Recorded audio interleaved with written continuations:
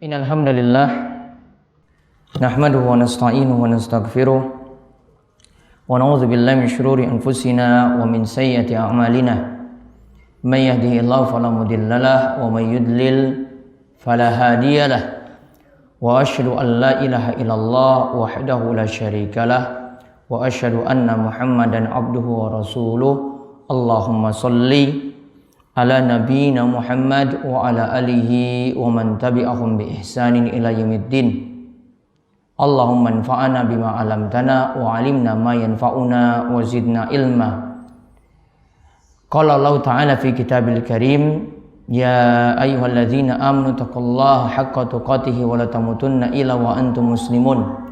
Wa qala ta'ala, ya ayyuhan nasu taqu rabbakum alladzi khalaqakum min nafsin wahidah wa khalaqa minha zawjaha wa batsa minhuma rijalan katsiran wa nisaa'a wattaqullaha alladzi tasaaluna bihi wal arham innallaha kana 'alaikum raqiba.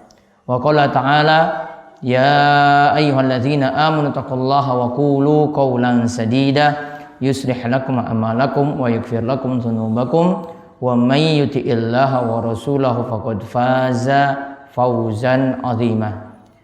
Fa inna asdaqal hadis kitabullah wa khairal huda huda Muhammadin sallallahu alaihi wasallam wa syarrul umuri muhdatsatuha wa kullu muhdatsatin bid'ah wa kullu bid'atin dhalalah wa kullu dhalalatin finnar. Ma'asyiral muslimin, jamaah salat Jumat yang mugi-mugi senantiasa dirahmati dan diberkahi oleh Allah Subhanahu wa taala. Kita bersyukur begitu banyak nikmat yang telah Allah anugerahkan kepada kita sekalian, di mana nikmat yang terbesar yang Allah Subhanahu wa taala anugerahkan, kita masih diberikan nikmat iman dan Islam. Semoga dengan iman yang kita miliki ini jadi bekal yang utama untuk menghadapi alam akhirat. Yang pertama kali alam yang kita hadapi adalah nantinya alam kubur, kemudian padang mahsyar, dan untuk keputusan masuk surga atau seorang itu masuk neraka. Salawat dan salam semoga tercurah kepada junjungan kita Nabi besar Nabi Agung Muhammad sallallahu alaihi wasallam, pada para sahabat, pada para tabi'in, pada para ulama yang telah memberikan kita contoh-contoh yang baik dalam beragama. Masyaallah muslimin, jamaah salat Jumat Masjid Al-Muqarrabun yang semoga senantiasa dirahmati dan diberkahi oleh Allah Subhanahu wa taala. Kita yakini bahwa alam kubur itu benar adanya. Setiap orang yang mati umumnya nantinya akan berada di kuburan atau mereka akan melewati alam yang disebut dengan alam kubur. Maka para ulama itu mengatakan alam kubur kita harus yakini, kita harus imani benar-benar ada. Dalil yang menyatakan alam kubur itu benar ada di dalam Al-Quran ditunjukkan demikian. Di dalam hadis Nabi SAW sampai disebut hadis yang mutawatir, diriwayatkan oleh perawi yang banyak, bahkan para ulama, alim ulama telah bersepakat alam kubur itu benar-benar ada, yang di dalamnya nanti kita akan merasakan nikmat dan nanti ada yang merasakan siksa kubur. Alam kubur ini juga disebut dengan alam barzakh. Barzakh itu artinya fasilun bainad dunya wa bainal akhirah. Pemisah antara alam dunia dengan alam akhirat. Artinya nanti alam kubur itu dijadikan tempat kita transit. Transit sementara waktu sebelum nantinya kita beralih ke alam yang panjang, nantinya kita akan kekal di dalamnya, yaitu alam akhirat. Maka keadaan yang nanti kita akan lewati di dunia ini atau selama kita hidup nantinya sampai nantinya kita mati dan di alam akhirat itu ada 3 tempat. Yang pertama dunia yang kita tempati saat ini, darud dunya. Kemudian yang kedua darul barzakh, yaitu alam kubur, tempat kita singgah sementara waktu. Kemudian yang ketiga adalah darul qarar, tempat nantinya kita akan kekal di dalamnya. entah kita nanti akan dihitung masuk dalam surga atau nantinya masuk dalam neraka. Para jamaah sekalian, ada beberapa hal yang mesti diyakini tentang alam kubur ini. Yang pertama, alam kubur di dalamnya manusia nantinya ada yang mendapatkan nikmat dan nantinya ada yang mendapatkan siksa. Di alam kubur nantinya manusia ada yang mendapatkan nikmat kubur, dan di situ nantinya manusia ada yang mendapatkan siksa kubur. Walaupun kita katakan tadi di alam kubur itu tempat transit, kita mampir sementara di situ, namun alam kubur tetap ada di situ nikmat-nikmat yang nanti orang itu peroleh, dan nantinya dia akan mendapatkan siksa jika memang dia termasuk orang-orang yang nantinya mendapatkan siksa. Kemudian yang kedua yang harus diyakini lagi dengan alam kubur, di alam kubur setiap manusia itu akan ditanya. Setiap orang itu akan ditanya dengan 3 pertanyaan berikut ini. Man rabbuk, wa madinuk, wa man nabiyuk. Sapa Rabbmu, apa agamamu, dan sapa nabimu. Siapa Rabbmu, Tuhanmu itu siapa? Agamamu itu apa? Kemudian nabimu itu siapa? Dan perlu dipahami, nanti jawabannya kita semua sudah mengetahui saat ini. Ketika ditanya sapa Rabbmu, kita jawab Rabbku itu Allah. Apa agamamu? Maka kita jawab agamaku itu adalah Islam.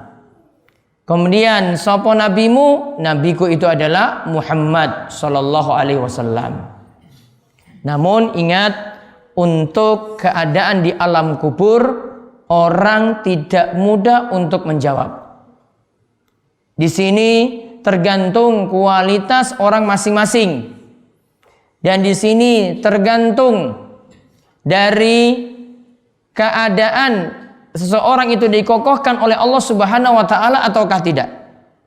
Maka Allah Subhanahu wa taala itu berfirman, "Yusabbitullahu allazina amanu bil qauli tsabiti fil hayatid dunya wa fil akhirah." Dalam surat Ibrahim ayat 27, Allah itu akan menguatkan orang-orang yang beriman. Dan Allah akan kuatkan dia dengan menjawab pertanyaan kubur dengan mudah, bil qauli tsabit. Dan di situ dia akan mudah menjawabnya. Dia akan diberi kekokohan di dunia, imannya akan dikuatkan. Kemudian di akhirat, yaitu dimaksudkan di alam kubur, dia akan diberi kemudahan untuk menjawab pertanyaan kubur. Jadi yang bisa menjawab tadi, Rabbku adalah Allah, agamaku itu adalah Islam, nabiku adalah Muhammad, itu bukan setiap orang. Namun setiap orang yang punya iman dan imannya itu benar. Imannya benar kepada Allah, imannya terhadap agamanya sendiri, dia yakin akan kebenarannya dan menjalankan Islam dengan benar, menjalankan syariat-syariat Islam dengan benar, dan juga dia beriman kepada Nabi kita Muhammad sallallahu alaihi wasallam juga dengan benar. Beda halnya kalau orang dengan Allah itu ragu-ragu.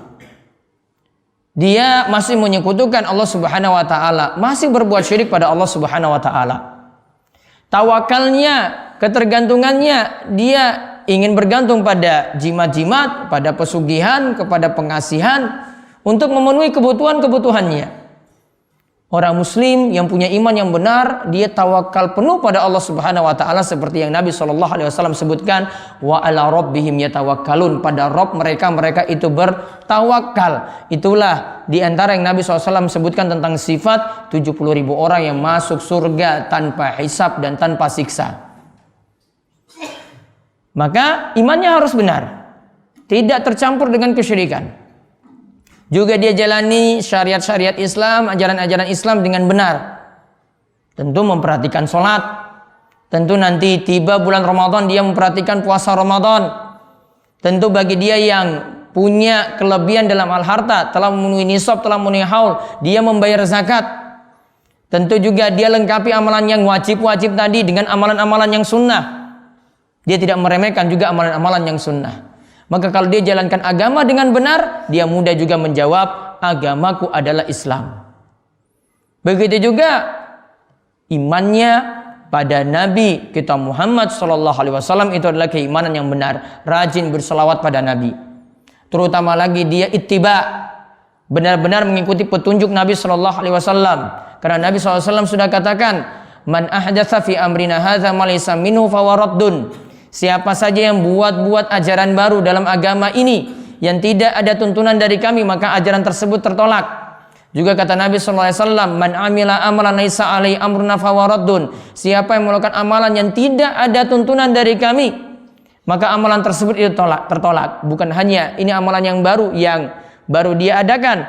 Pokoknya kalau tidak ada dalilnya, maka membuat amalan tersebut tertolak. Orang yang bisa menjawab di alam kubur, nabiku adalah Nabi Muhammad, itu kalau benar-benar mengikuti petunjuk Nabi kita Muhammad sallallahu alaihi wasallam, maka nantinya kalau dia jawab seperti itu, kata Nabi, an sadaqa abdi fa afrasuhu minal jannah waftahu lahu baban ilal jannah. Hambaku telah menjawab pertanyaan yang benar.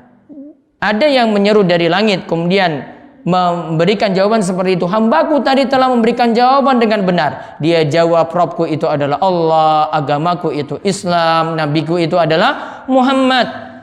Maka sediakan tempat baginya itu di surga dan bukakanlah pintu surga untuknya. Walaupun tadi dia masih berada di alam kubur, namun sudah diberikan berita gembira baginya bahwa nantinya dia termasuk orang-orang yang nanti akan masuk surga.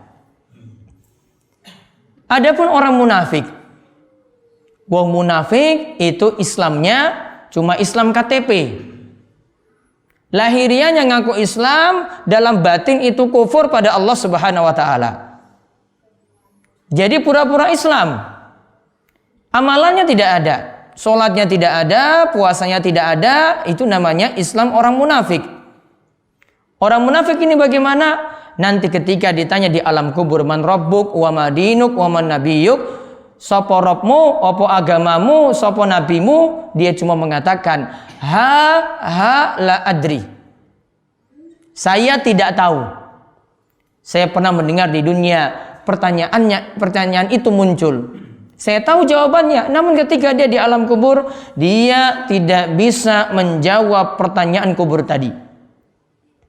Maka orang seperti ini, lihat Nabi SAW itu katakan, ada yang menyuruh dari langit dengan mengatakan, an kadzaba abdi, hambaku ini benar-benar orang yang pendusta. Fa'afrisuhu minan nar, sediakanlah baginya tempat di neraka. Padahal masih di alam kubur, namun sudah dinampakkan neraka untuknya dan dia akan diberikan siksa dalam kubur. Waftahu lahu baban ilan nar, dan bukakanlah dia pintu neraka yang nanti akan ditampakkan di alam kubur. Maka beban yang berat nantinya ketika kita tidak bisa menjawab pertanyaan kubur. Modal penting kita mohon pada Allah Subhanahu wa taala untuk dikokohkan agar mudah menjawab pertanyaan kubur. Oleh karenanya Bapak sekalian, saat ada yang sudah dikubur masukkan dalam kubur, Nabi SAW itu katakan pada yang mengantar sampai ke kuburan, mintakanlah ampun untuk saudaramu dan juga mintakanlah pada Allah supaya dia kokoh menjawab pertanyaan kubur. Maka kita biasanya mendoakan orang yang sudah dikubur, Allahumma gfir lahu, Allahumma sabbithu. Ya Allah, ampunilah dosa-dosanya, ya Allah, kokohkanlah dia untuk menjawab pertanyaan kubur. Jadi yang pertama tadi, kubur itu ada nikmat, ada siksa. Yang kedua, kubur itu nanti ada pertanyaan. Adapun dalilnya kenapa itu kubur itu ada nikmat, ada siksa, kita senantiasa berdoa di akhir tahiyat sebelum salam, Allahumma inni a'udzubika min azabi jahannam wa min azabil qabri wa min fitnatil mahya wal mamat wa min syarri fitnatil masihid dajjal. Ya Allah, aku minta perlindungan kepadamu dari 4 hal, yaitu lindungilah aku dari siksa jahannam, lindungilah aku dari siksa kubur, lindungilah aku dari fitnah hidup dan mati, lindungilah aku dari fitnah al-masih ad-dajjal. Kemudian Nabi SAW juga pernah membuktikan ada 2 orang yang ketika beliau itu lewati, beliau katakan innahumma la yu'adzaban wa ma yu'adzabani fi kabirin. Mereka berdua ini adalah orang yang mendapatkan siksa kubur. Mereka tidak melakukan dosa yang remeh, namun melakukan dosa yang besar. Apa sebabnya? Nabi SAW sebutkan dosa yang pertama yang dilakukan adalah yamshi binamimah. Orang yang pertama biasanya sering mengadu domba, buat masalah di masyarakat. Dia bawa berita dari si A kepada si B tentang berita-berita jelek, akhirnya A dan B itu tukaran, gak bisa akur, terpecah, bermusuhan. Ini namanya orang yang melakukan namimah atau mengadu domba. Kemudian orang yang kedua, kata Nabi SAW, fakana la yastabri'u min baulihi. Dia tidak benar jaga-jaga ketika dia itu sedang kencing. Maksudnya para jamaah, saat kencing dia tidak memperhatikan bekas kencingnya yang najis tadi. Kena ke celana, dia pakai celana tadi untuk sholat tanpa memperhatikan najisnya. Atau ada dalam riwayat juga menyebutkan bahwasanya orang ini tidak menutup diri ketika buang air kecil. Saat lihat sudah sangat-sangat kepepet sekali, ingin pipis, ingin kencing, dia cari tempat yang terbuka, kemudian dilepas dan orang-orang lihat dia tadi buang air kecil tanpa menutupi diri. Inilah orang juga yang nantinya mendapatkan siksa kubur. Dan kita mohon pada Allah Subhanahu wa taala, mungkin kita termasuk orang yang diselamatkan dari siksa kubur tadi. Aku qouli hadza wa astaghfirullah li wa lakum wa lisa'il muslimin innahu huwas samiul alim.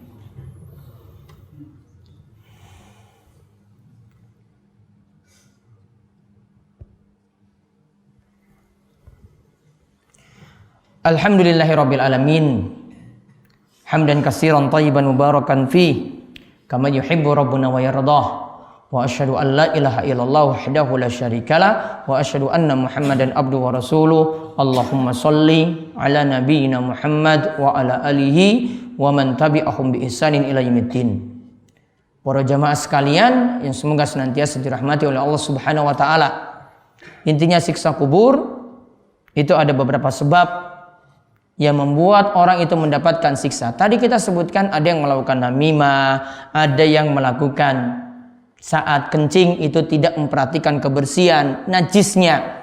Jadi tolong bapak-bapak yang memperhatikan kencingnya baik-baik, jangan sampai najis itu mengenai celana kita dan kita pakai untuk sholat.